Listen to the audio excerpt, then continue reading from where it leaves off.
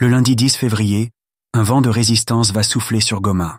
C'est l'heure de l'action collective, un moment où chaque voix compte et où l'unité est leur plus grande force face à l'injustice. Les rues de Goma s'apprêtent à vibrer de l'énergie de ceux qui s'élèvent contre les abus des forces M23 RDF. Les Gomatraciens ne pouvons rester silencieux face à ces actes inacceptables qui menacent leur ville, leur terre et leur dignité. Les nominations illégales, les violences incessantes, ainsi que les extorsions ne doivent plus être tolérées. Chacun de ces actes creuse un fossé entre eux et leurs droits fondamentaux. La colère monte, mais elle doit se transformer en une mobilisation pacifique et déterminée.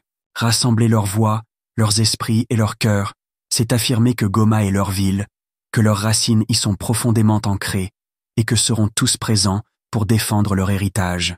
Les Gomatraciens veulent en faire entendre leur message avec force et clarté. La dignité humaine est non négociable. Les scènes de violence et de vol doivent être remplacées par des chants de paix et d'espoir. À travers cette marche, ils exprimeront leur solidarité envers les victimes de ces abus, mais aussi leur détermination à réclamer justice et respect.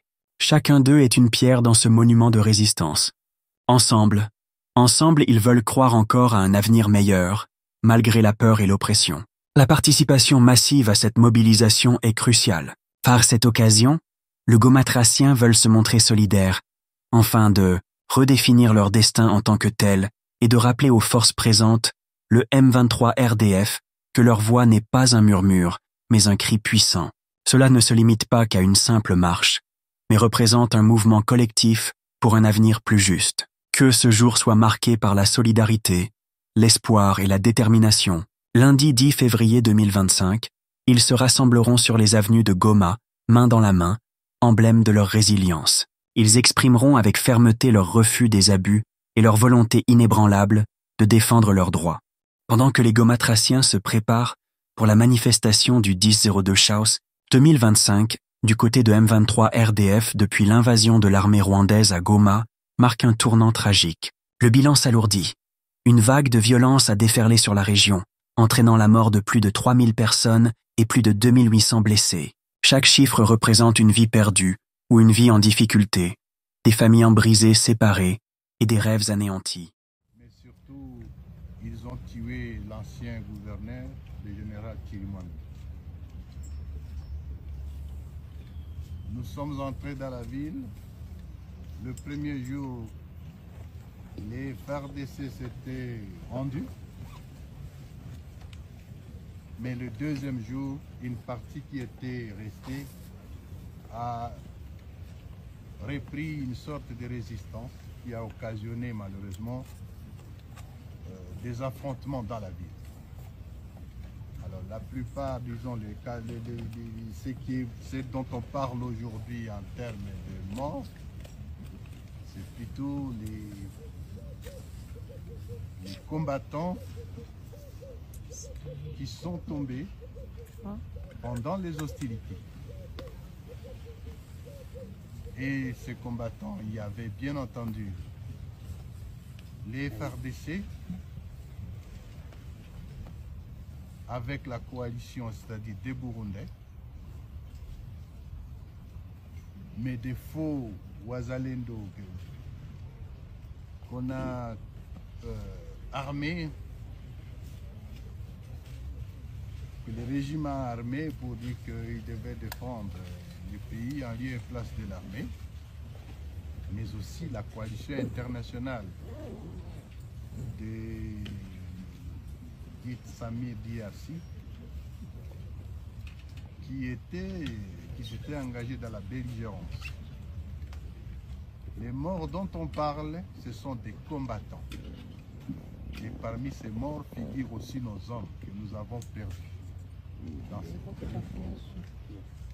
La manipulation autour des statistiques et autres, ça c'est le régime de Kinshasa.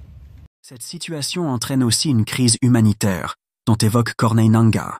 Cette guerre attire l'attention de la communauté internationale et de l'Union européenne qui se disent inquiets, mais sans pour autant obtenir des vraies sanctions contre le Rwanda. Derrière ces statistiques se cachent des histoires poignantes de souffrance et de désespoir. Depuis l'invasion de l'armée rwandaise à Goma, La situation est désastreuse et tragique, plongeant la région dans un chaos inouï. Les cris de guerre résonnent à travers les rues, tandis que la population continue de souffrir et de fuir ces violences incessantes. Chaque jour, les familles se retrouvent de plus en plus dans une situation difficile, d'où l'urgence d'une aide humanitaire. Corneille Nangaa évoque cette tragédie sans remords, limite la minimise. Il va jusqu'à souligner que les 3000 victimes sont des combattants, et non la population. Pour Nangaa, les combattants face au M23 RDF, ils ont choisi la violence en continuant de combattre. La distinction faite entre les combattants et la population civile ne minimise en rien l'horreur de la situation, car les effets des violences touchent tout un chacun. La crise humanitaire qui s'ensuit est alarmante. Les infrastructures sont effondrées, l'accès à l'eau potable devient un luxe, et les soins médicaux sont pratiquement inexistants. Des camps de déplacés ont vu le jour, où des milliers de personnes entassent leurs maigres biens. Les organisations humanitaires lancent déjà des signaux pour fournir de l'aide. Dans ce contexte, il est impératif que la communauté internationale porte un regard lucide sur Goma et mobilise des ressources pour aider la population. Les enjeux de sécurité, associés à une réponse humanitaire efficace, doivent aller de pair.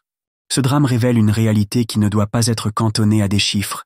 Derrière chaque mort se cache une histoire, des rêves brisés et une résilience à mettre en lumière. Les voix des hommes, femmes et enfants pris dans ce cyclone de violence méritent d'être entendues et soutenues. Si Goma ne trouve pas un chemin vers la paix, il risque de sombrer davantage dans le désespoir. L'avenir de Goma reste incertain, chaotique et complexe, mais l'espoir demeure ancré dans le cœur de ceux qui rêvent d'une paix durable. Leurs récits, marqués par la souffrance et le courage, rappellent au monde l'importance de la solidarité et de l'engagement envers ceux qui luttent pour une vie digne, loin des bruits de la guerre. N'oubliez pas de vous abonner. Merci.